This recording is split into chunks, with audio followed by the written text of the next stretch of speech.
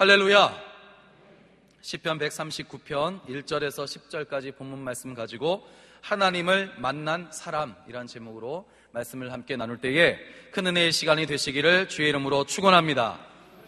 오늘 시편 139편에서 다윗은 하나님께서 나를 잘 알고 계신다라는 확신에 찬 그런 마음으로 글을 쓰고 있습니다. 다윗은 하나님께서 자신을 만나주신 것에 대해서 감격하고 감동하고 있는 것입니다.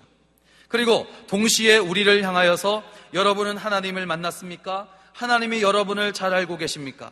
여러분의 생각을 아시고 하나님께서 모든 행위를 아시고 하나님께서 당신의 혀의 모든 말을 아신다는 것을 당신은 알고 있습니까? 라고 우리에게 묻고 있는 것 같습니다.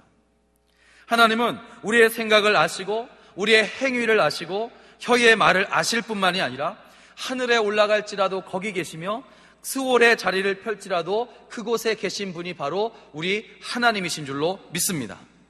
다윗은 자신을 만나주신 하나님을 바로 이렇게 고백하고 있는 것입니다.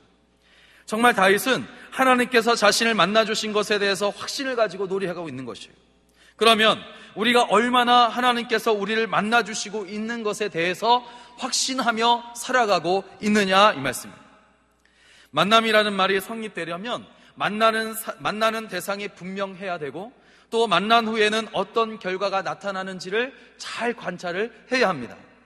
남자와 여자가 만나서 부부가 되고 친구와 친구가 만나서 깊은 우정이 되고 부모와 자녀가 만나서 한 가정을 이루는 것과 같이 우리 하나님께서 우리를 만나주실 때에 우리는 죄인이 의인이라는 칭함을 받게 되는 것이고 하늘의 권세를 갖게 되는 것이며 하나님의 백성이 되는 줄로 믿으시기 바랍니다.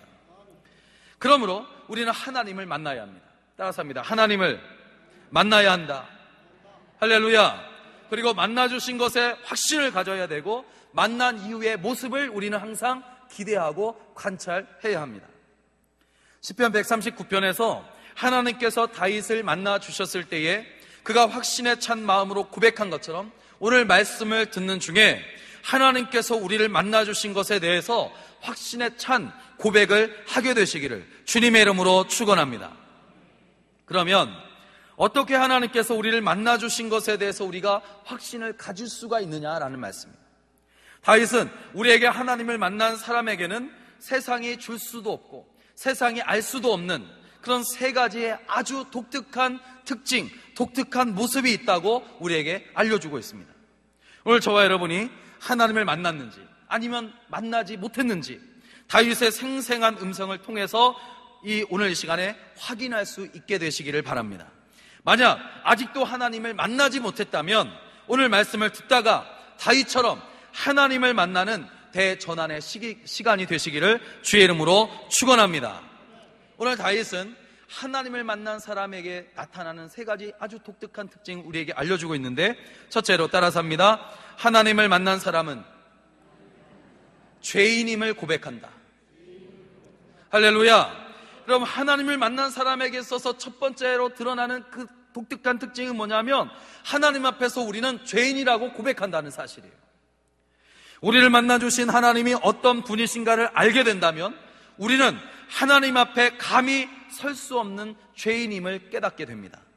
그리고 그때 우리가 할 수 있는 아주 유일한 고백은 주여 나를 떠나소서 저는 죄인입니다 라는 외마디 외침인 줄로 믿습니다. 1절부터 4절까지의 말씀을 보니까 다윗은 하나님께서 자신을 훤히 다 알고 계신다는 것에 전적으로 동의를 하고 있습니다. 하나님은 나의 생각을 아시고 하나님은 나의 모든 행위를 아시고 하나님은 나의 혀의 말을 아시는 분이라고 말하고 있어요. 때문에 모든 것을 알고 계신 하나님 앞에서 우리는 죄인임을 숨길 수가 없는 것이란 말이에요.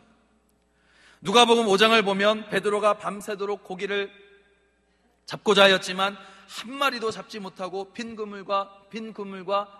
그물만 손질을 하고 있습니다. 그때 예수께서 배에 오르셨고 그를 향하여 깊은 데로 가서 그물을 던지라 말씀하셨어요. 베드로는 밤새도록 수고하여 잡은 것이 없지만 예수님께서 말씀하시니까 그 말씀에 순종하여 그물을 내렸더니 잡은 것이 많아 그물이 찢어질 정도였어요. 그때 베드로는 예수님이 어떤 분이라는 것을 깨달았습니다.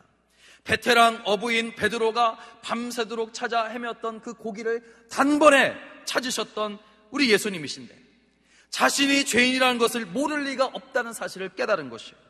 그래서 5장 8절에서 이르되 주여 나를 떠나소서 나는 죄인입니다 라고 자신이 죄인임을 고백한 것이란 말이에요. 이렇게 우리의 모든 것을 훤히 아시는 주님을 만나게 되면 우리는 우리의 의를 자랑할 수 없으며 우리의 능력을 자랑할 수가 없단 말씀입니다. 단지 주님 앞에 선 내가 죄인임을 고백할 수밖에 없는 줄로 믿으시기 바랍니다. 사무엘하 11장과 12장을 보면 다윗이 범죄한 내용을 기록하고 있는 곳이 나옵니다.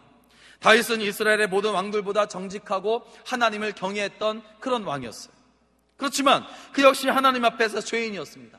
그가 범한 죄는 대표적으로 두 가지가 있는데 하나는 교만한 마음으로 실시한 인구조사였고 또 다른 하나는 우리아의 아내 밧세바를 탐하여 보고 자신의 아내로 취하고자 그녀의 남편 우리아를 전쟁터에 내보내서 죽게 한 것이었어요. 성경은 다윗의 이와 같은 행위를 하나님 보시기에 악한 것이라고 말씀하십니다. 사무엘하 11장 26절 27절을 보니까 우리아의 아내는 그 남편 우리아가 죽었음을 알고 듣고 그의 남편을 위하여 소리내어 우니라. 그 장례를 마침에 다윗이 사람을 보내 그를 왕궁으로 데려오니 그가 그의 아내가 되어 그의 아들을 낳으니라. 다윗이 행한 그 일이 여호와 보시기에 악하였더라 그랬어요. 하나님은 다윗이 얼마나 악한 일을 했는지를 알고 계셨단 말씀입니다. 하나님은 다윗의 악행에 대해서 나단 선지자를 보내 책망하셨고 시편 51편을 보니까 선지자 나단이 다윗을 책망하였을 때에 다윗이 회개하는 장면이 나와요. 이렇게 회개합니다. 하나님이여 주의 인자를 따라 내게 은혜를 베푸시옵소서. 주의 많은 긍휼을 따라 내 죄악을 지워 주시옵소서. 나의 죄악을 말갛게 씻으시며 나의 죄를 깨끗이 제하시옵소서. 여러분, 하나님을 만난 사람은 죄인임을 고백하는 동시에 회개하는 사람인 줄로 믿으시기 바랍니다. 하나님을 만난 사람은 죄인임을 고백하고 회개하는 사람이란 말이에요. 따라서 합니다. 하나님을 만난 사람은 죄인임을 고백하고 회개하는 사람이다. 할렐루야. 그리고 회개한 사람에게 우리 하나님은 천국이 임하는 은혜를 베푸시는 줄로 믿으시기 바랍니다. 예수님께서 마태복음 4장 17절에서 회개하라 천국이 가까웠느니라 말씀하신 것은 회개하는 자에게 천국이 임한다는 그런 말씀입니다. 죄인임을 고백하고 회개함으로 하나님 나라에 가기까지 여러분 이 땅에서 천국의 기쁨을 누리며 살아가시기를 주의 이름으로 축원합니다. 축원합니다. 무디 목사님이 시카고에서 전도 설교를 하고 있었어요. 설교를 하다 보니까 시간이 너무 지나가지고 회개 설교를 하지 못하고 끝마칠 때가 된 거예요. 그러면서 여러분 오늘은 시간이 많이 지났으니까 내일 다시 회개 설교를 하겠습니다. 그러니 오늘 저녁 회개할 곳을 곰곰이 생각하고 내일 다시 오셔서 회개하십시오 하면서 집으로 돌려보냈어요. 그런데 바로 그날 밤 시카고시에 큰 불이 일어났어요. 많은 사람들이 불에 다 죽었어요. 그리고 그들 중에는 그날 밤 설교를 듣던 사람들도 대다수 있었다고 합니다. 이 때문에 무디 목사님은 일생 동안 마음속으로 괴로워했다는 거예요. 사랑하는 여러분, 고린도후서 6장 2절 보니까 보라 지금은 은혜 받을 만한 때요 보라 지금은 구원의 날이로다. 회개할 기회는 뒤로 미루어서는 안 됩니다. 지금이 회개할 때란 말이에요. 따라서 합니다. 지금이 회개할 때이다. 바로 이 시간이 회개할 때이다. 할렐루야. 회개하는 순간 하나님의 용서의 은혜가 우리 가운데 임하고 구원 사건이 나타나게 되는 줄로 믿으시기 바랍니다. 사무엘하 12장 13절을 보면 다윗이 나단에게 이르되 내가 여호와께 죄를 범하였노라 하매 나단이 다윗에게 말하되 여호와께서도 당신의 죄를 사하셨나이다. 이게 무슨 말이에요? 이게 무슨 말입니까? 지금 다윗이 하나님 앞에 내가 죄를 범하였습니다 고백했더니 나단 선지자가 바로 여호와께서 당신의 죄를 사하였습니다 이렇게 말하는 거예요. 하나님은 죄인인 것을 고백하면 한참 후에 용서하시는 것이 아니라 회개와 동시에 용서하시는 줄로 믿으시기 바랍니다. 그러므로 우리를 만나주시는 하나님께 죄인인 것을 고백하고 하나님의 은혜 속에 들어가게 되시기를 주의 이름으로 축원합니다. 여러분 오늘 시간이 회개하는 시간이 되시기를 바랍니다. 이런 말씀을 듣는 중에 회개하시기를 주의 이름으로 부탁을 드립니다. 회개할 때에 그 회개하는 동시에 우리 하나님의 용서가 임한단 말씀이에요.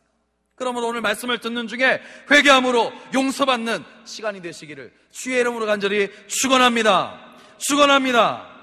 두 번째로 따라서 합니다. 하나님을 만난 사람은 성령으로 새로워져 가는 사람이다. 할렐루야. 여러분, 하나님을 만난 사람의 독특한 특징은 뭐냐면 그 속에 성령께서 임하시기 때문에 성령께서 우리를 날마다 새롭게 해주시고 성숙되게 해주시고 성화되게 해주신단 말씀입니다.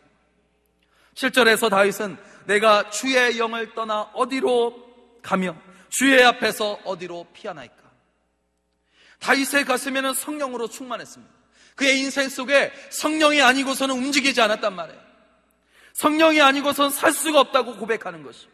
하나님을 만난 사람은 그 속에 성령께서 사신 것을 믿는 사람입니다. 그리고 성령께서 사신다는 것은 새로운 피조물이 되어 간다는 것을 말합니다. 전에는 육의 생각을 가지고 사망의 길을 걸어갔었지만 이제는 영의 생각을 가지고 생명과 평안 가운데 산다는 것을 말하는 거랍니다. 고린도후서 5장 17절을 보니까 누구든지 그리스도 안에 있으면 새로운 피조물이다 그랬어요. 성령 하나님에 의하여 성도가 새롭게 되었다는 말씀인 줄로 믿으시기 바랍니다. 시편 51편 10절에서 다윗은 그가 범죄한 후 자신의 마음을 재창조하시고 새롭게 해달라고 하나님께 간구하고 있어요. 하나님이여, 내 속에 정한 마음을 창조하시옵소서. 내 안에 정직한 영을 새롭게 하시옵소서. 나를 주 앞에서 쫓아내지 마시며 주의 성령을 내게서 거두지 마시옵소서. 하나님은 사람을 흙으로 만드시고 코에 생기를 불어넣으셨어요. 그렇게 해서 하나님의 영을 가진 생명이 되었습니다. 그리고 영원한 생명을 우리에게 주셨단 말이에요. 그런데 죄가 들어오니까 그 죄가 하나님과 관계를 끊어버리고 또 그 죄 때문에 우리는 죽게 되었어요. 그래서 하나님께서 우리에게 영원한 생명을 주시고 우리를 새로운 피조물이 되게 하시기 위해 독생자 아들을 십자가에 내어 주신 것입니다. 그러므로 누구든지 예수를 믿고 영접하면 죄에서 구원을 얻고 영원한 생명을 얻게 되는 줄로 믿으시기 바랍니다. 그렇지만 문제는 뭐냐? 예수님을 영접한 후에 구원을 받았다고 해서 일생 동안 가지고 왔었던 그 인격이 갑자기 순식간에 변하지는 않는다는 거예요. 물론 사도 바울과 같이 예수님께서 강력하게 만나주심으로 그의 인생이 180도 바뀌어지는 역사도 있었지만, 그러나 우리의 인격이 갑자기 순식간에 변하지는 않는단 말씀입니다. 그래서 살아가다 보면 옛습관이 막 나올 때가 있어요. 여전히 욕심 가운데 살아가고 있고 여전히 거짓을 말하며 살아가고 있으며 여전히 교만한 마음을 품을 때가 있단 말씀입니다. 그래서 하나님은 예수님을 영접한 사람을 그냥 내버려 두지 아니하시고 계속 가르치시고, 크게 아멘합시다. 계속 가르치시고 계속 깨닫게 하시고, 할렐루야, 예수님의 장성한 분량에 이르기까지 자라나게 하신단 말씀이에요. 바로 그 일을 우리 속에 임재해 계신 성령께서 하시는 줄로 믿으시기 바랍니다. 그러므로 하나님을 처음 만났을 때 자신이 죄인임을 고백했다면 이제 주님, 나를 새롭게 빚어 주옵소서. 나의 눈을 새롭게 하시옵소서. 나의 이 입술을 새롭게 하시옵소서. 나의 이 귀를 새롭게 하시옵소서. 저의 전체를 새롭게 창조하시옵소서. 탕구해야 할 줄로 믿습니다. 만약 우리가 죄인임을 고백했어도 성령으로 변화되고자 하지 않는다면 우리는 사해 바다와 같이 멈춰 있다가 결국에는 또다시 영혼이 죽어가고 말 것이란 말이에요. 마귀는 우리를 유혹하여 하나님과 원수되게 하려고 기회를 노리다가 방심하고 있을 때 우리를 넘어지게 해요. 이렇게 연약한 우리 육신이 범죄하는 것은 한순간인데 어떻게 우리가 우리 스스로를 다스릴 수 있겠습니까?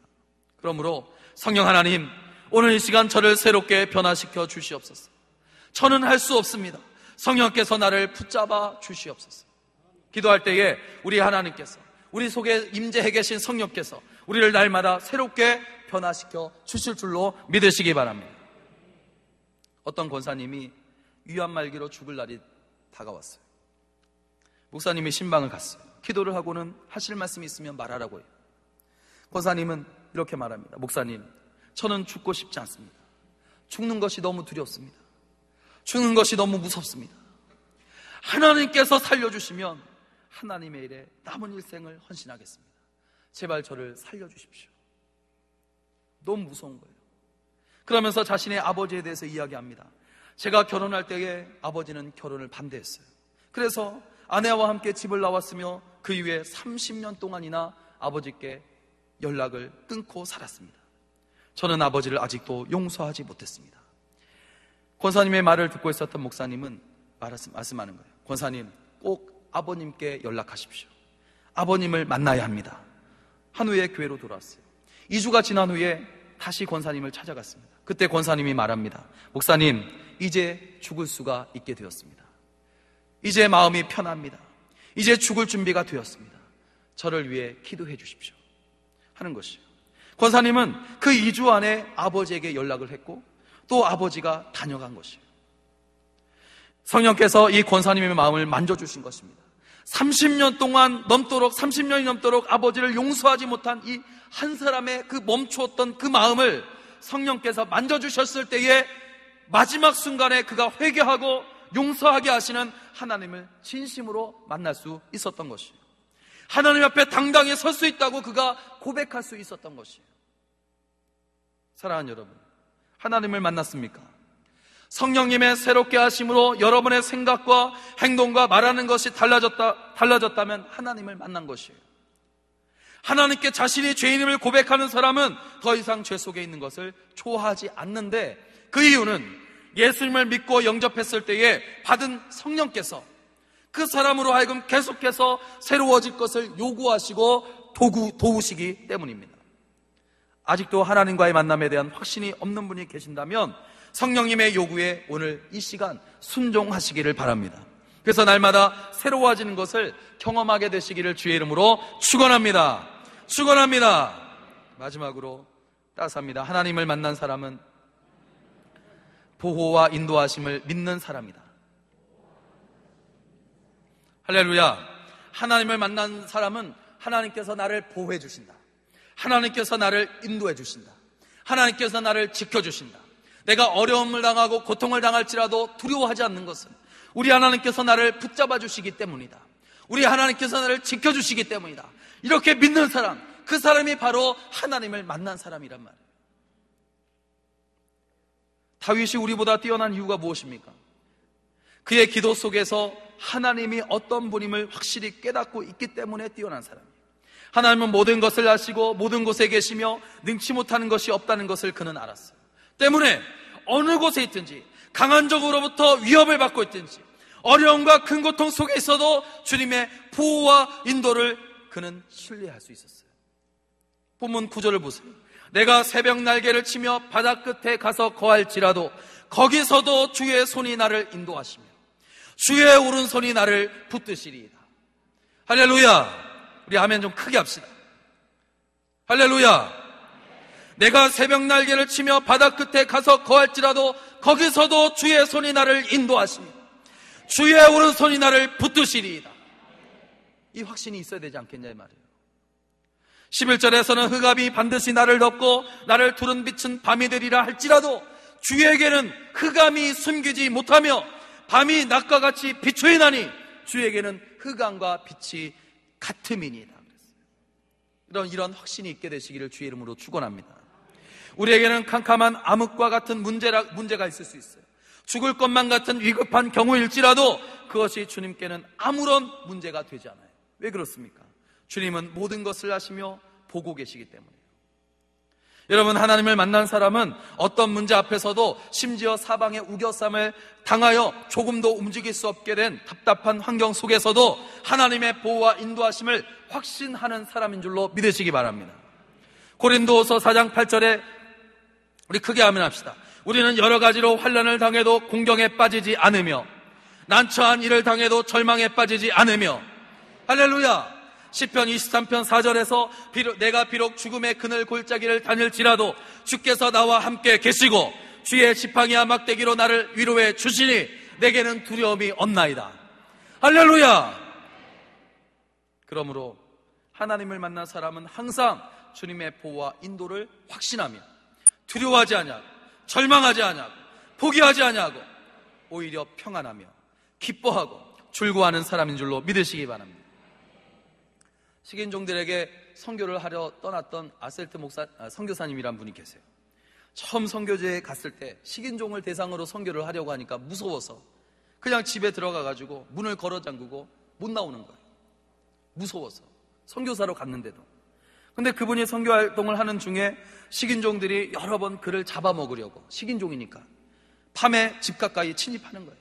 그런데 밤중에 찾아갈 때마다 문 앞에서 큰 창가를 들고 지키는 사람이 있는 거예요. 낮에는 아무도 없는데 밤에 오기만 하면 그 사람이 창가를 들고 그 선교사를 지키고 있는 겁니다. 그래서 무서워가지고 떨다가 이 식인종들이 그냥 가고 또 다음번에도 갔다가 또 다시 돌아가는 거예요. 그러다가 이상하다고 생각한 이 식인종들이 아세트 선교사를 낮에 찾아가요. 낮에 가보면 없는데 이상하게 밤에 가보면 누군가가 칼과 창을 들고 너를 지키고 있다. 그 사람이 누구냐? 식인종들이 그 물음에 아세트 선교사가 우리 집에는 지킬 사람이 없다. 나를 지키는 사람이 없다. 그러니까 식인종들이 거짓말 마라. 우리가 너를 끌어다 잡아먹으려고 여러 차례 왔는데도 밤만 되면 창가를 들고 지키는 자가 있어서 무서워가지고 너한테 갈 수가 없었다 말하는 거예요. 그때 아세트 선교사가 퍼뜩 떠오른 영감이 떠올랐어요. 하나님 감사합니다. 쓸모없는 죄인을 버리지 아니하시고 지켜주셨음을 감사합니다.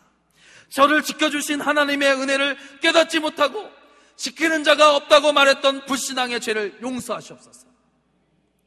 아세트 선교사는 하나님께 회개와 감사의 기도를 드렸다는 거예요. 사랑하는 여러분, 하나님께서 우리를 위하시면 누가 우리를 대적합니까? 믿는 사람이 가장 약할 때는 자기 홀로 있다고 생각할 때예요.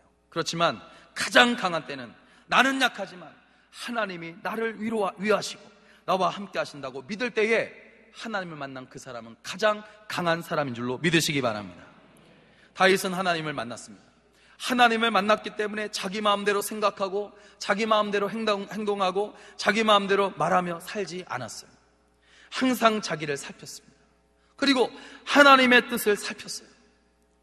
욕심이 생기고 더러운 생각이 드러나고 옳지 못한 일들을 하려고 할 때마다 하나님의 뜻을 살피는 거예요.